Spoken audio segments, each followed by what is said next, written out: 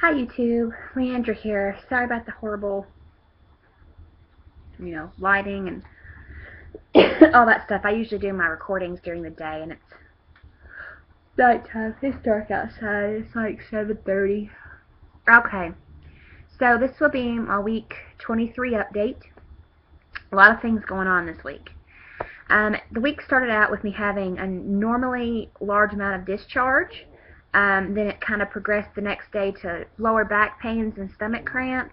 So I kind of attributed that to possible UTI. We went in and got tested for UTI, and nothing came back. Well, they also did a fetal fibronectin test.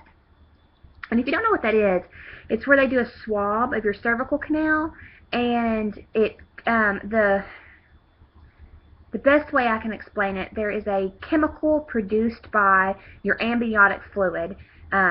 Actually, it's around your amniotic fluid, but it's in your uterus, and that sometimes leaks out in very small quantities, and is just detectable under a microscope. It's so small.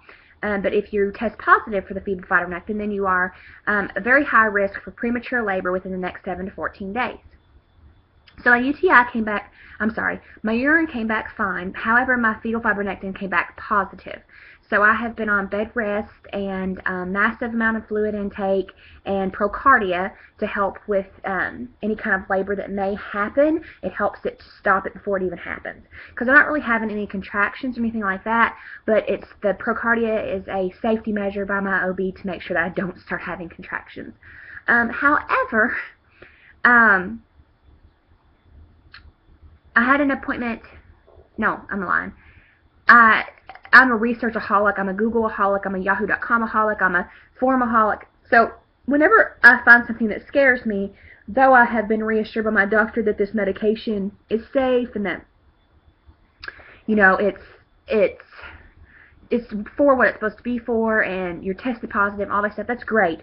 But I love my doctor and I trust her. I've been with her for 7 years. However, just like any informed adult woman should do, you should be informed about what you're doing to your body or your baby. So I began to look up procardia through the FDA websites, through drugs.com, asking on motherhood boards, pregnancy blogs, trying to find out, YouTube, trying to find all I could about procardia. Procardia is used for preterm labor. It helps to relax the muscles, the uterine muscles, in order to keep them from contracting as hard. So if you're having hard contractions, it will actually lessen your contractions. If you're not having contractions at all, it'll keep it away. However, there are side effects to the mother. Nausea, dizziness, and headaches are the most prevalent side effects. And as far as we can tell through human and animal studies, there is no issue with the fetus. Now, there has been studies through rat, mice, and monkeys where they have given triple times the amount of dosage of human consumption, where there have been noted issues with deformities of the babies, but that's through triple the amount of medication that you're supposed to give a human. So in my eyes, after a study like that, if you're giving something too much, then yeah, something's going to happen. But on all control studies, anything under 120 milligrams, there was no findings, and I'm taking 30 a day. So I started that last night. For those of you that don't know, I suffer from massive panic attacks and panic disorder and anxiety disorder, and one of my massive triggers, which means what sends me into a panic spiral, is medications.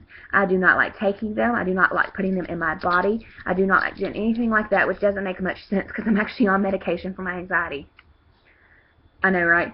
But anyway, so I had a mental breakdown last night as I'm taking this procardia pill because I've done all the research, and I'm still freaking out. But I ended up taking it and ended up freaking myself out and had a blood pressure cuff on me here at the house because I keep track of my own vitals. And, my blood pressure's great, but my heart's 130 beats a minute, and I'm like freaking out. Anyway, needless to say, my husband calmed me to sleep. He rubbed my back and my hair and kept telling me I was fine and that I would do okay, just take deep breaths, and he would watch me while I slept to make sure everything was fine. So obviously I did sleep, and obviously I'm still here, and I have to take it again tonight, which I'm not looking forward to, but I'm going to take it really late, like right when you're on that verge of sleep. I'm going to take it then, so that way I just go to sleep. Okay, so anyway, back to the fetal fibronectin test. And I'm probably saying that wrong, but whatever. So I start looking this test up and to see if there's such thing as a false positive, just to give myself any kind of hope. I'm sorry, my little dog's sitting on my pit bull, and he's so patient with her. I'm sorry, you guys have to see this. If she doesn't move. Total non-related here. RC. RC. Anyway, sorry. So I start looking up to see if false positives are possible, and they are if you have a digital cervical exam prior to the test, which I did not, or if you had sex prior to the test the day before, and we had sex that morning. So I had called my OB this morning and told her that when she did the fetal swab that I had sex that morning, and she was like, oh, you know, I didn't think you would have, because I had pain like 3 days prior to this, but I was feeling okay, so, you know, I got a little frisky, which is rare for us, because really we only have sex like twice a month, if that, so it figures. But anyway, so she sent me in again today at 4 to do another swab, but my test results won't be back till Thursday, so I have to take my precardia again tonight, and Wednesday night, just to make sure, just to keep my uterus relaxed, just in case it does come back positive. But she actually shook my hand and she said, I bet you it's going to come back negative. So that made me feel a little bit better. So right now, that's my 23-week update. Right now, I have been an emotional mess. I have cried all day long. I have been worried. Actually, all the last 3 days I've been crying. I've been stressing, which is not good for the baby, I know. And I try to stay calm. And I cried at my OB's office today, and she just held me while I cried. She's an amazing OB, and it's like, I don't want to lose my daughter. I don't want to go into preterm labor. I'm trying to do everything right. And she's like, you're fine. We're going to watch you like a hawk. If I think you're going into preterm labor, we'll put you in the hospital, make people wait on your hand and foot, and we will make sure that you do not go into labor. And if something happens and you do go into labor, we will do everything to stop it. And then if we cannot stop it, we will, you know, if your membranes rupture, we will do infusions. And if that doesn't work, then by God, we have the best NICU in this country. So I was like, thank you. Though, you know, that doesn't help me think, wow, 23 weeks is too soon to have a baby. And then, of course, she did my heartbeat with the Doppler, 141, and then she measured my uterus, which is measuring 22, and I should be measuring 23.5, but she said they do not get concerned unless it's over 2 centimeters different either way. So, like, I'm 23 weeks. If I would have been measuring 21 weeks, she would have worried. Or if I would have been measuring 25 weeks, she'd be worried. But I'm measuring 22, so she's not stressing at all. So yeah, that's pretty much my update. I'm trying to make it quick. It's been about 8 minutes. I was trying to get under 10. So yeah, I'm on Procardia till further notice, waiting on my fetal fibronectin test to come back, which I'll probably make a post about that. If I don't, I will include it in my week 24 update. I am on bed rest as of now. My husband's been taking really good care of me. He actually went hunting tonight at about 3 o'clock in the afternoon, and he'll be home here about 7:30, 8:30, something like that. And I've got my water. I've already eaten dinner, sitting on the couch, watching TV, playing on the internet. So I'm kind of, feet up, keeping water bottles in my hand and drinking. And that's all I can do. I appreciate if anybody does pray to say a prayer for me and Tegan, that we are safe and secure, and she stays within my my stomach, for, at least another 13 weeks would be great.